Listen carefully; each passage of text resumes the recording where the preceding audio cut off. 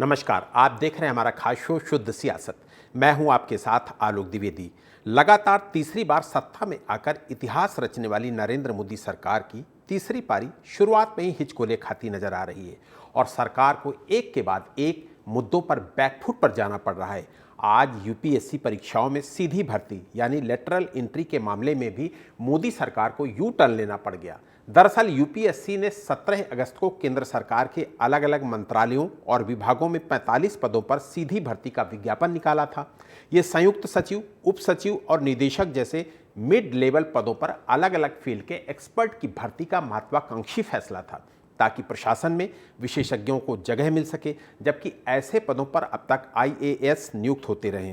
जैसे ही ये विज्ञापन आया वैसे ही विपक्ष ने सरकार की जबरदस्त घेराबंदी शुरू कर दी। राहुल गांधी ने आरोप लगाया कि पीएम मोदी संघ लोक सेवा आयोग में राष्ट्रीय स्वयंसेवक संघ से जुड़े लोगों को बैकडोर से घुसा रहे हैं, जिसमें कोई आरक्षण नहीं है। ये एससी, एसटी, ओबीसी के हकों पर डाका है। इसी तरह के सवाल अखिलेश यादव, तेजस्वी यादव, मायावती जैसे नेताओं ने भी उठाए। उधर बीजेपी ने लेटरल एंट्री पर 2 दिनों तक कांग्रेस को घेरने की कोशिश की और ये दावा किया कि ये कॉन्सेप्ट 2005 में यूपीए सरकार ही लेकर आई थी, जिसे मोदी सरकार सही तरीके से लागू कर रही है। बीजेपी ने यह भी आरोप लगाया कि पहले प्रधानमंत्री जवाहरलाल नेहरू से लेकर यूपीए सरकार तक में ढेर सारी लेटरल एंट्रियां हुई हैं, जिसमें कभी आरक्षण नहीं दिया गया। खुद डॉक्टर मनमोहन सिंह, जो कि प्रधानमंत्री भी रह चुके हैं, लेटरल एंट्री से ही सरकार का हिस्सा बने थे। लेकिन जब एनडीए के अंदर भी लेटरल एंट्री के खिलाफ सवाल उठने लगे तो मोदी सरकार को बैकफुट पर जाना पड़ा। एलजेपी अध्यक्ष चिराग पासवान ने इसे मंत्रिमंडल की बैठक में उठाने की बात कही थी, तो जेडीयू ने भी इस पर गंभीर चिंताएं जताई। सरकार को लगा कि संविधान संशोधन के बाद लेटरल एंट्री विज्ञापन भी विपक्ष के लिए बड़ा हथियार बन सकता है। तो आज केंद्रीय मंत्री डॉक्टर जितेंद्र सिंह ने यूपीएससी को चिट्ठी लिखकर इस विज्ञापन को वापस लेने के लिए कह दिया। ये कोई पहला मामला नहीं है जिसमें सरकार को यू टर्न लेना पड़ा हो। इससे पहले long term capital gains tax, broadcast bill, Waqf board संशोधन विधेयक पर भी सरकार को पीछे हटना पड़ा था। इसलिए शुद्ध सियासत में ये सवाल उठाना लाजमी है कि क्या यूपीएससी में लेटरल एंट्री का फैसला आरक्षण और संविधान के खिलाफ है? क्या ये विज्ञापन देने से पहले सरकार ने जरूरी होमवर्क नहीं किया था? क्या सरकार को घेरने में विपक्ष लगातार कामयाब हो रहा है? तो इन तमाम सवालों को लेकर हम अपनी इस चर्चा को आगे बढ़ाएंगे और इस चर्चा में हमारे साथ तमाम सारे खास मेहमान भी शामिल होंगे।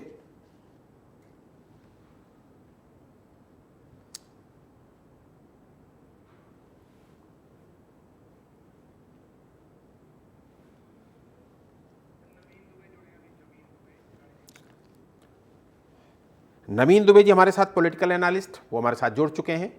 नवीन जी, आपका बहुत बहुत स्वागत है। नवीन जी, आपको मेरी आवाज आ रही है? जी बिल्कुल क्लियर आ रही है आलोक जी। नवीन जी, वक्फ बिल को जेपीसी में भेजना, ब्रॉडकास्ट बिल की वापस लेने के बाद लेटरल एंट्री को रद्द करने के सिफारिश, क्या पीएम मोदी की राजनीतिक शिकस्त के रूप में इसे देखा जाना चाहिए? निश्चित तौर पर आलोक जी, देखिए राजनीतिक दृष्टिकोण से अगर हम देखते हैं तो ये दोनों वक्फ बोर्ड बिल का मामला हो या लेटरल एंट्री का मामला हो, इन दोनों मामलों पर कहीं कहीं सरकार को घेरने में विपक्ष सफल रहा है। इसमें कोई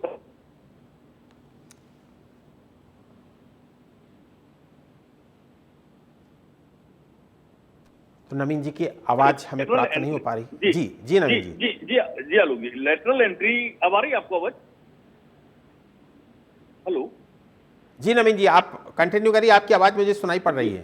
जी, तो देखिए ऐसा है कि देश के विकास को अगर लेके चलें तो आप एक चीज देखिएगा कि लेटरल एंट्री से जो भर्तियां की जाती रही हैं, चाहे यूपीए की सरकार में रहा हो या 1966 में मोरारजी देसाई ने भी भर्तियां की थी उस समय, तो ऐसा नहीं है कि ये कोई नया विषय है। यूपीए की सरकार में 2005 में भी भर्तियां हुई हैं। होता क्या है कि जो जिस फील्ड का विशेषज्ञ होता है उसको सचिव स्तर पर, संयुक्त सचिव स्तर पर या डायरेक्टर स्तर पर भर्ती किया जाता है ताकि उस क्षेत्र में अच्छा प्रदर्शन हो सके।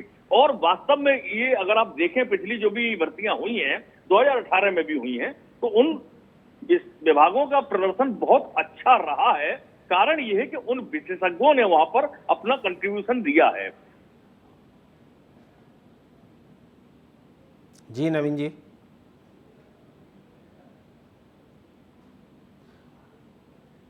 हुआ आदमी है जो दलित या पिछड़े समाज से आता है, उसको आगे लाया जाए और उसको मुख्य धारा में शामिल किया जाए, उसको योग्य बनाया जाए। उस प्रणाली को कहीं ना कहीं अब राजनीतिक लाभ और हानि के दृष्टिकोण से देखा जाने लगा है। इस कहीं सबके बीच में कहीं ना कहीं वो व्यक्ति जिसके उत्थान के लिए ये आरक्षण लाया गया था वो भटक गया है। ये स्वीकार करना पड़ा कि जैसा भी हमने हाल ही में क्रीमी लेयर के मामले में माननीय सुप्रीम कोर्ट का जो आदेश आया है, बहुत अच्छा ऑर्डर है वो, लेकिन अब उस पर भी राजनीति हो रही है। कल भारत बंद का आह्वान किया जा रहा है जी। मैं समझता हूं कि लेटरल एंट्री को जो विरोध राहुल गांधी जी कर रहे हैं या अखिलेश यादव जी कर रहे हैं या उनकी पार्टी के अंदर सहयोगी दल है चिराग पासवान कर रहे हैं, इनको उसका समझने की जरूरत। आप देश को किस दिशा में लेके जाना चाहते हैं? जब आपके पास उस फील्ड के स्पेशलिस्ट चाहिए। देखिए, एक आईएएस आप सेलेक्ट करते हैं, उसको जिला चलाने का अच्छा अनुभव होता है और विभाग चलाने का अनुभव होता है, लेकिन जरूरी नहीं कि अब उसको आप कहोगे कि साहब इसको ऑटोमिक एनर्जी का विशेषज्ञ बना के बैठा दीजिए, वो क्या कर पाएगा? जी बिल्कुल। ये जो प्लानिंग की गई थी ना नवीन जी, वो तकनीकी क्षेत्र के लिए, पर्यावरण के क्षेत्र के लिए किया गया था। लेकिन आप ये देखिए कि मात्र 12 दिनों के अंदर सरकार का ये तीसरा फैसला है जिसमें सरकार को बिल्कुल स्पष्ट रूप से दिख रहा है कि विपक्ष के आगे सरकार को घुटने टेकने पड़े। अभी हाल में वक्फ बोर्ड का जैसा कि हम लोगों ने चर्चा किया, उसके पहले और भी हमने आपको गिनाए। इस मुद्दे पर भी नवीन जी, क्या एनडीए सरकार अपने 2 कार्यकाल के मुकाबले खुद को कमजोर महसूस कर रही है? जबकि इस मुद्दे पर भी आप देखिए कि उसके कई सहयोगी दल इसका विरोध करते नजर आए। बिल्कुल आलोक जी, देखिए ऐसा है कि कहीं ना कहीं या तो मुझे लगता है कि आपस में एनडीए के अंदर, भाजपा के अंदर हो सकता है अच्छा कोऑर्डिनेशन हो, लेकिन एनडीए के जो घटक दल भारतीय जनता पार्टी के हैं उनके साथ कहीं ना कहीं कोई कोऑर्डिनेशन की कमी दिखाई देती है। तभी इस वैकेंसी के आउट होने के बाद में चिराग पासवान विरोध कर रहे हैं, भारतीय जनता पार्टी के अंदर से भी कुछ विरोध के स्वर सुनाई दे रहे हैं। तो वो चीज अगर आ रही है तो इसका मतलब ये है कि अब जो नरेंद्र मोदी का जो मोदी फेस हुआ करता था, मोदी पावर हुआ करता था, वो कहीं ना कहीं एक बड़ी हद तक कमजोर पड़ा ही स्वीकार करना पड़ेगा। और लगातार आप बैकफुट पर आ रहे हैं, इस तरीके से आप बैसाखियों पर सरकार चला रहे हैं, तो इस तरीके से दिखाई दे रहा है या तो आप केवल अपनी राजनीतिक महत्वाकांक्षा पूरी करने के लिए ये 5 साल इस तरीके से धक्के दे देकर सरकार चलाएंगे, या आप एडमेंट होकर सरकार चलाएंगे। मुझे अटल जी का वो दौर याद है कि जब उनकी सरकार गिरी, वो चाहते तो ओवरनाइट एक सीट मैनेज कर सकते थे, किसी को भी अपनी तरफ ट्रांसफर कर लेते, नहीं किया उन्होंने कहा कि हम देश के साथ समझौता नहीं करेंगे। अब मुझे लगता है प्रधानमंत्री मोदी को आना चाहिए।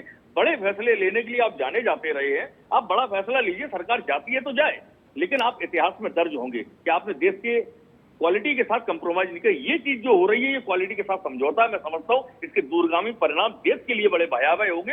राजनीतिक के लिए, भाजपा के लिए अच्छे हो सकते हैं, लेकिन देश के लिए जो निर्णय है ये घातक होगा अगर भाजपा ने जिस तरीके से बैकफुट पर जाने का काम किया। 17 तारीख को लेटर जारी कर दिया है मंत्री जितेंद्र सिंह ने कि हम इसको वापस ले रहे हैं, यूपीएससी को लिख दिया है, तो निश्चित तौर पर ये कहीं ना कहीं भारतीय जनता पार्टी के लिए राजनीतिक, सामाजिक और देश के लिए तीनों तरफ से एक बैकफुट पे जाने वाला काम। जी बिल्कुल। नवीन जी, हम लोगों ने लोकसभा चुनाव में देखा कि आरक्षण और संविधान के मुद्दे पर बीजेपी एक प्रोपेगेंडा का शिकार हुई और 240 में सिमट गई।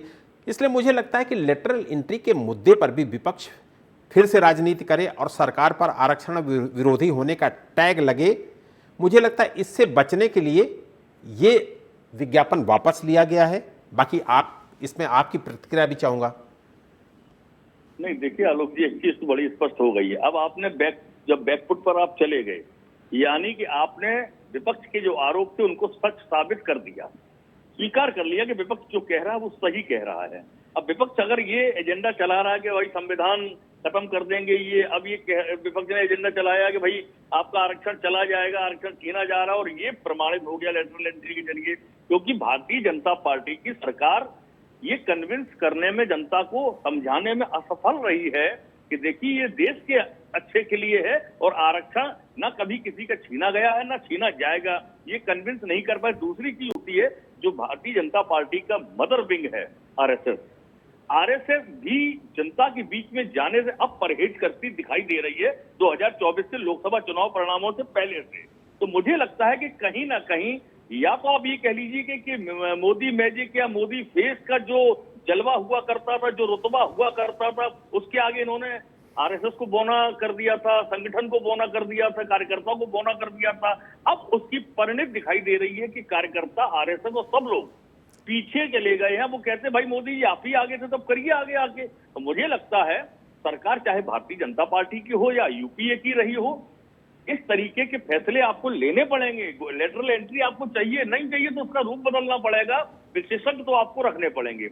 आप सचिव ने मत बनाइए, डायरेक्टर मत बनाइए, सलाहकार बनाइए, कुछ ना कुछ बना के आपको लेना पड़ेगा। और यहाँ की बात नहीं कर रहा हूँ आलोक जी में, आप अमेरिका में चले जाइए, तमाम भारतीय वहां सलाहकार के तौर पर, वहां एडमिनिस्ट्रेटिव सर्विसेज में है। ये तो प्रशासनिक रिफॉर्म्स की चीज है भाई, करनी पड़ेगी आपको। देश चलाना है, देश को अगर आगे बढ़ाना है तो बिल्कुल। करना पड़ेगा। और आप ये देखिए नवीन जी, ये बड़ी अजीब सी बात है कि विपक्ष आज इस मुद्दे पर विरोध कर रहा है, लेकिन कांग्रेस के शासनकाल में आईजी पटेल, मैं नाम गिना रहा हूं, आपको खुद पता होगा, डॉक्टर मनमोहन सिंह, वी कृष्णामूर्ति, मोंटिक सिंह अहलूवालिया और आरवी शाही जो बड़े बड़े पदों पर रहे। और डॉक्टर मनमोहन सिंह तो देश के प्रधानमंत्री 10 साल प्रधानमंत्री रहे, उसके पहले वित्त मंत्री रहे, वित्त सचिव रहे जी। उनकी भी एंट्री इसी तरीके से हुई थी। लेकिन उस पर विपक्ष को कभी इतराज नहीं हुआ, उस पर कभी कांग्रेस की तरफ से सवाल नहीं खड़े हुए, चूंकि कांग्रेस ने ही उन्हें एंट्री दी थी। लेकिन मोदी जी अगर एंट्री दे रहे हैं तो आज संपूर्ण विपक्ष उनके इस मुद्दे को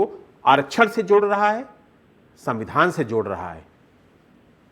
आलोक जी, सबसे बड़ी चीज क्या देखिए, ऐसा है कि लोकसभा चुनाव में जो एजेंडा चला, जो नैरेटिव सेट हुआ पक्ष का कि भाई संविधान बचाओ का चुनाव है ये, अगर ये चुनाव भाजपा जीत गई, पूरे बहुमत से अपनी दम पर सरकार में आ गई, तो आपके संविधान को बदल कर रख देगी। उसको बल कैसे मिला कि आपकी राजस्थान की डिप्टी सीएम ने उसको कहा, सांसद पूर्व सांसद लल्लू सिंह ने इस चीज को कहा अपने लोगों के बीच में, तो उस बात को बल मिला।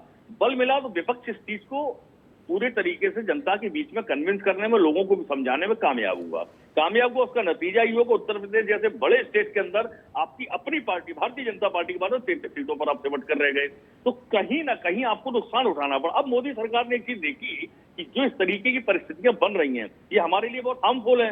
अब आप जैसे ही वक्फ बिल आप लेके आए, तो वक्फ बोर्ड के बिल पर जब जेपीसी को जाना पड़ा, तो अल्टीमेटली आपको मुक्की खानी पड़ी, स्वीकार करना पड़ेगा। तीसरी चीज आती है कि अब आप लेटरल एंट्री को लेके आए, इधर योगी सरकार ने जो 69,000 शिक्षकों की भर्ती करी थी, उस पर हाईकोर्ट ने एक हंटर लगा दिया। अब सरकार की हिम्मत नहीं पड़ रही है कि वो सुप्रीम कोर्ट जाए। हालांकि सरकार ना सही, सरकार के इशारों पर कुछ लोग सुप्रीम कोर्ट चले गए हैं शिक्षक भर्ती वाले मामले को। लेकिन इस विषय पर जहां लेटरल एंट्री का मामला है, सरकार को बैकफुट पर आना ही इसीलिए पड़ा है कि भैया आगे भी हरियाणा का चुनाव चल रहा है, जम्मू कश्मीर का, इसके बाद झारखंड है, महाराष्ट्र है और दिल्ली है। बिल्कुल बहुत सही, बिल्कुल सही लाइन आपने पकड़ी है नवीन जी की वजह यही है। अमित जी हमारे साथ जुड़ गए, कांग्रेस प्रवक्ता। अमित जी, आपका बहुत बहुत स्वागत है इस चर्चा में शामिल होने के लिए। अमित जी, नेहरू जी के टाइम से लेटरल एंट्री हो रही है, आपके 10 साल जो प्रधानमंत्री हैं डॉक्टर मनमोहन सिंह, वो भी लेटरल एंट्री के जरिए ही इस तरीके से ब्यूरोक्रेसी में आए थे वो, और वित्त सचिव रहे, वित्त मंत्री रहे, देश के प्रधानमंत्री रहे, बहुत सारे नाम हमने गिना भी दिए थे, अभी फिर गिना देता हूं आपको कि V Krishnamurthy, Montek Singh Ahluwalia, R V Shahi, I G Patel, ये सब कांग्रेस के शासनकाल में बड़े बड़े पदों पर आए। लेकिन अब मोदी कार्यकाल में मोदी जी इस व्यवस्था को लागू कर रहे हैं, तो आप लोगों को ऐतराज है। मैं बहुत स्पष्ट तौर पे कहना चाहता हूं सर, आपने जितने भी नाम लिए, मनमोहन सिंह जी आए, मनमोहन सिंह जी आईएएस बन के नहीं आए, मनमोहन सिंह जी की भर्ती यूपीएससी के थ्रू नहीं हुई। आज बात हक और अधिकार को लेकर के है कि ये जो एनडीए की सरकार है, विगत 2 बार की मोदी सरकार। अमित जी आपकी जानकारी के लिए थोड़ी सी बात बता दूं, 1971 में पूर्व, आपने कहा कि कैसे नहीं आए, थोड़ा सा मैं बता देता हूं। 1971 में पूर्व प्रधानमंत्री मनमोहन सिंह वाणिज्य मंत्रालय में आर्थिक सलाहकार बनकर आए थे, इसी तरीके से लेटरल एंट्री के जरिए ही आए थे। फिर आप अपनी बात कंटिन्यू कर लीजिए। नहीं, देखिए, मैं इस बात को बहुत स्पष्ट तौर पे मानता हूं कि किसी विषय में पारंगत है, देश को उसकी सुविधाओं की, सेवाओं की आवश्यकता है, तो समय आज नहीं, समय समय पर ली जाती रही, इसमें कोई दो राय नहीं है। कोई सलाहकार बनकर के आता है, आर्थिक सलाहकार बन के आता है। सर, यूपीएससी के थ्रू आज तक के इतिहास में केवल 2018 में 37, 7 और 30 मतलब कुल इस गवर्नमेंट ने 71 भर्ती मतलब 74 के करीब भर्तियां लेटरल एंट्री के थ्रू की हैं, जिसमें सेबी पर अभी जिनका आरोप लगा है माधवी बुद्ध जी, वो पहली ऐसी सेबी की प्रमुख हैं जो गैर आईएएस हैं, और उन पर आरोप क्या लगते आ रहे हैं। कोई भी ऐसा व्यक्ति आईएएस और नहीं, यूपीएससी ने किसी की भी नियुक्ति नहीं की है, कोई सलाहकार बनकर आए, देश को सेवाएं दे, सरकार इसके लिए आदमी मतलब हमारे कालखंडों से प्रावधान है। लेकिन यूपीएससी ने नोटिफिकेशन निकालकर, मैं दावे के साथ कहता हूं सर, कोई भी आप एक बार फैक्ट निकालिए, यूपीएससी ने आरक्षण के नियमों के हवाले को दरकिनार कर, संविधान को अलग कर, कहीं पर भी किसी की कोई एंट्री नहीं हुई है, कोई आईएएस रैंक का अधिकारी नहीं बना है।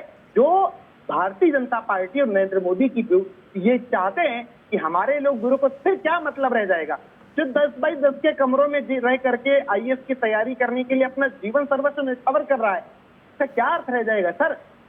बात जहां पर अधिकारों को अमित जी सैम पित्रोदा जी भी लेटरल एंट्री से ही आए थे और आपकी पार्टी के बड़े सलाहकार के रूप में स्थापित हुए थे। आईएएस थे, सैम पित्रोदा जी आईएएस है, उनकी नियुक्ति यूपीएससी ने की थी क्या?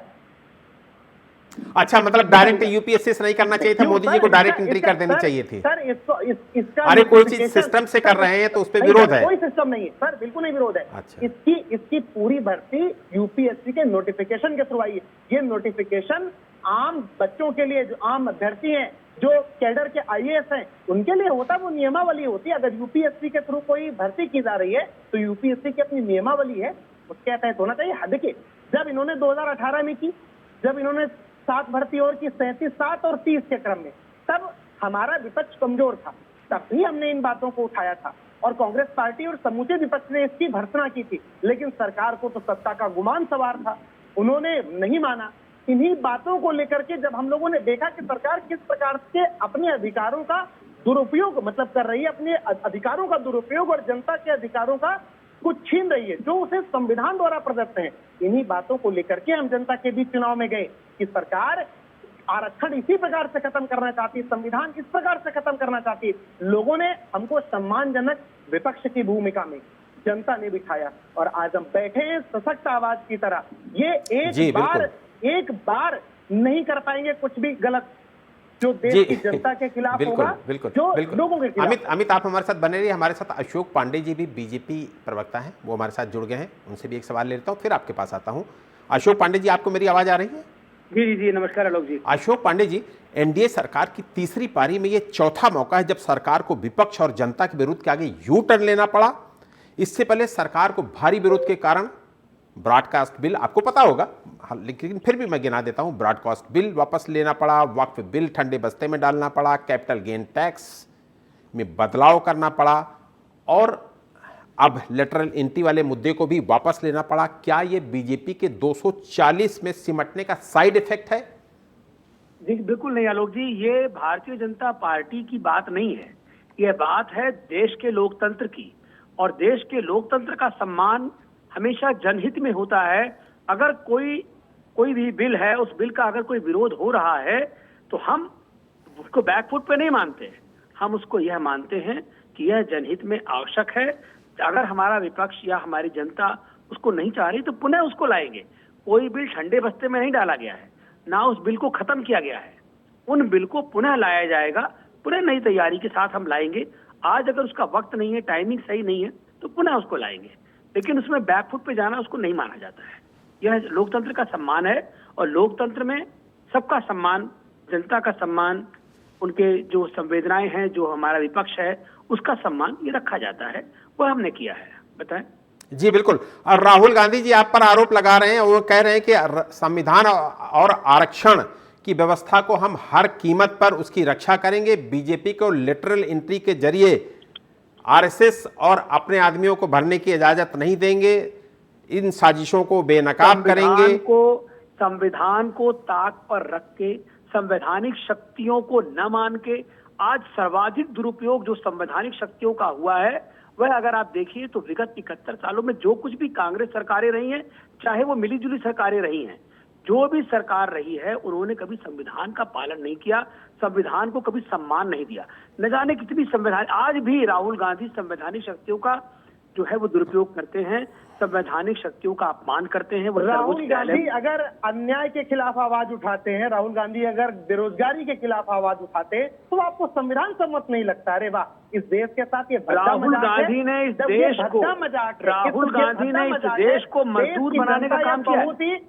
ये कांग्रेस वही कांग्रेस पार्टी है जो गरीबी, सर मुझे आलोक जी, जो ये गरीबी हटाओ का नारा इनके नाना ने दिया था, जो नेहरू ने गरीबी हटाओ का नारा दिया था, वह गरीबी हटाओ का नारा आज तक चल रहा है। मैं आलोक जी पूछना चाहता हूँ कि चाहे आवासीय व्यवस्था हो, आज जो हमने जितने आवास दिए हैं, क्या इतने आवास 70 वर्षों में दिए गए गरीब जनता को?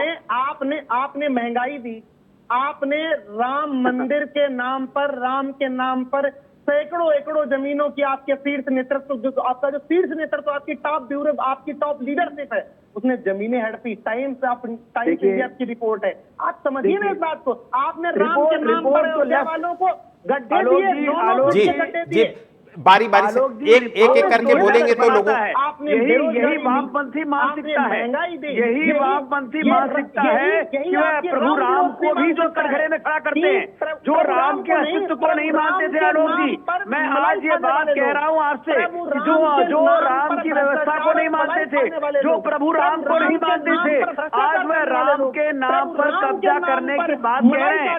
वो पूरी तरह से हमारे धर्म को, हमारे धर्म का अपमान कर रहे हैं, और ये सनातन का अपमान है, यह पूरी तरह से धर्म का अपमान है, यह पूरे तरह से सनातन का बिल्कुल।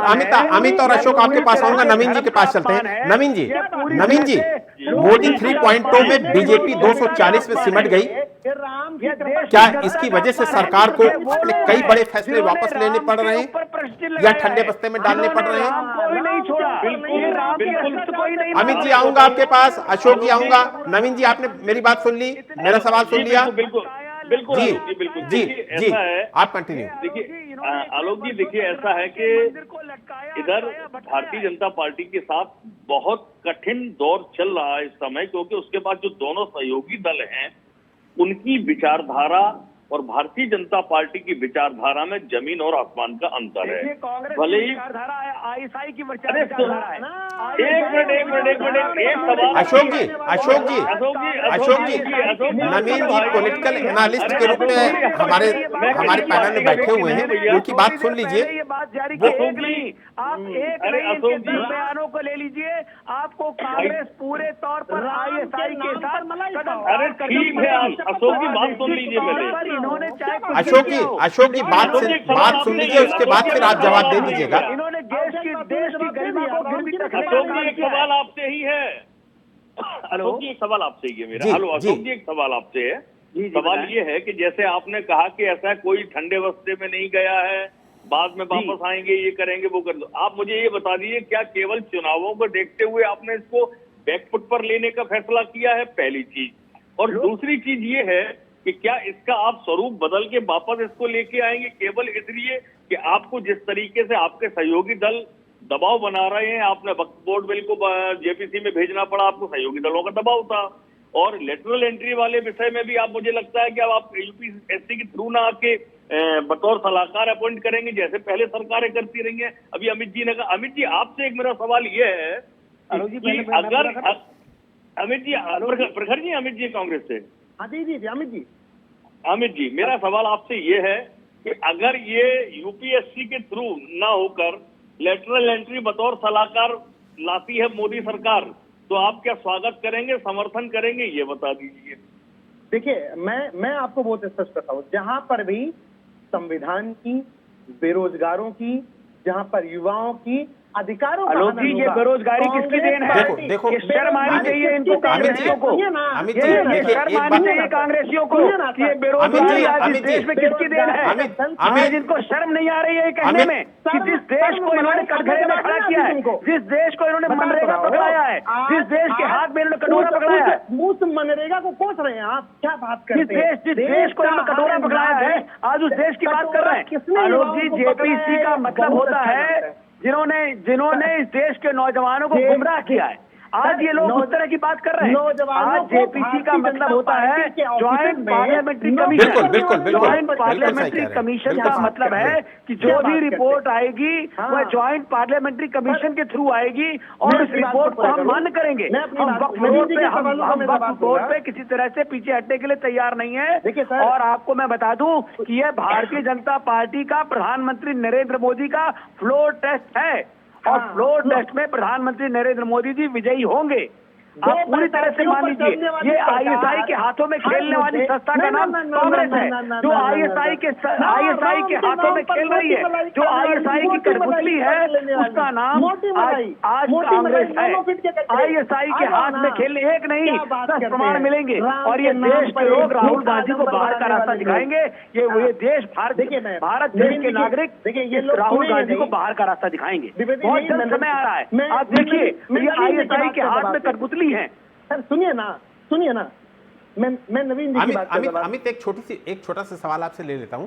राहुल गांधी चाहे जितना विरोध कर रहे हो इस मुद्दे पर, लेकिन आपकी पार्टी के ब्यूरोक्रेसी से निकलकर नेता बने शशि थरूर जी वो इस मुद्दे पर सरकार के साथ हैं। वो कह रहे हैं कि इस तरीके की भर्तियां होनी चाहिए, इससे विशेषज्ञ लोग आते हैं।